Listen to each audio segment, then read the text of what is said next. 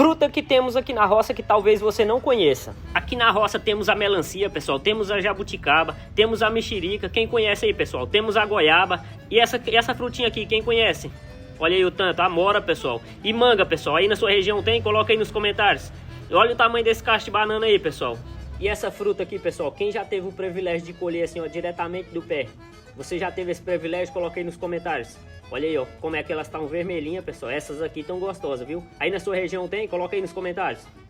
Pessoal, e além das frutas, olha o que mais a roça proporciona pra gente aí, pessoal. Olha essa fartura aí. Aqui sabe ser gostoso, viu, pessoal? A carne de porco fresquinha no sol aí, ó, pra dar uma secadinha, dar uma murchada, como fala por aqui, né? Pra gente consumir. Quem gosta, pessoal, coloca aí nos comentários. Essa aqui tá só dando uma murchadinha, pessoal, pra gente fazer ela pra comer com arroz e uma abobrinha bem verdinha. Quem gosta aí, coloca nos comentários.